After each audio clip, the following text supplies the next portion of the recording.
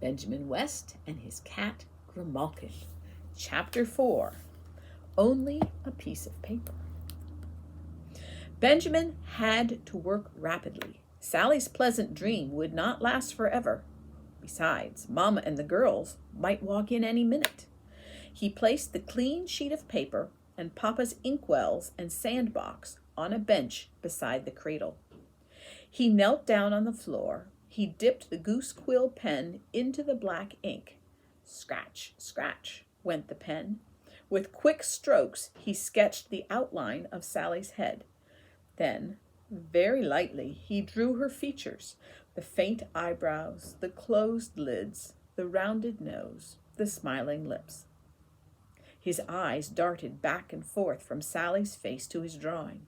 He forgot about the spear he had made. He forgot about the beautiful red-bellied trout.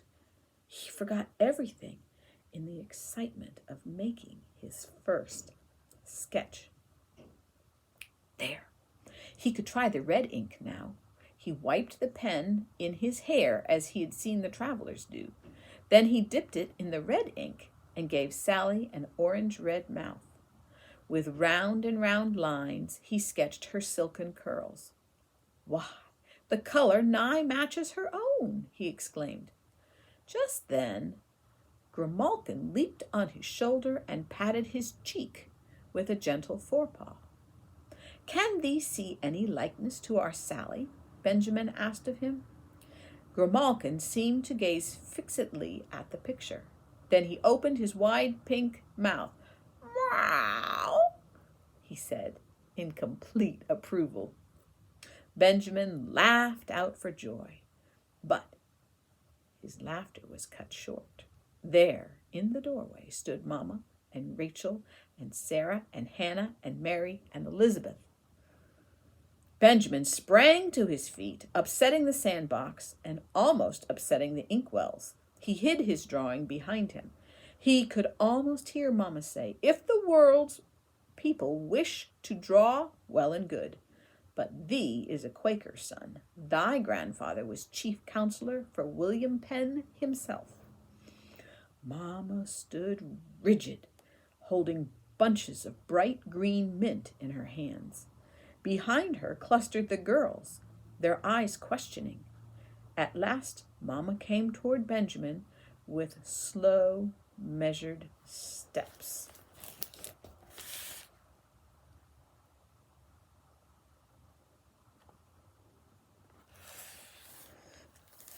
"Benjamin," she said crisply. "Yes, Mama?"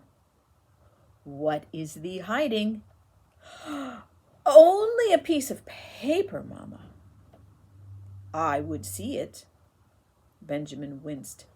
He handed her the picture and waited for the shocked, hurt look to cross her face. He watched Rachel and Sarah and Hannah and Mary and Elizabeth gather around the picture. He heard their little gasps of surprise.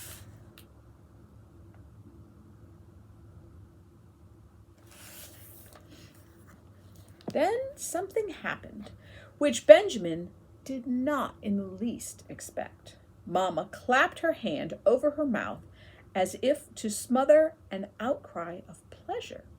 Her eyes grew big with wonder. "Why, 'tis our Sally," she exclaimed, "an excellent likeness of our dear Sally." And then she smiled down at Benjamin. "How would thee and Grimalkin like to go fishing now?" she asked. "Papa was ever fond of fresh trout, but what he will say to picture making, I don't know." Benjamin's face grew red as a coxcomb. Why, Mama had not minded at all. "What did I tell thee?" Grimalkin seemed to say as he reared up on his hind legs and put his forepaws into Benjamin's hand. Benjamin's heart danced. He picked up his spear, his apples, and his johnny cake and turned to go. "We'll be back in time to bring home the cows," he sang out. Grimalkin lifted the latch, and together the boy and the cat set off across the inn-yard. "Oh, ho!" laughed Benjamin. "Thy tail is a weather vane, Grimalkin. It stands straight as a poker whenever thee is happy." Grimalkin led the way, and the sound of his purring was like the gladness in Benjamin's heart.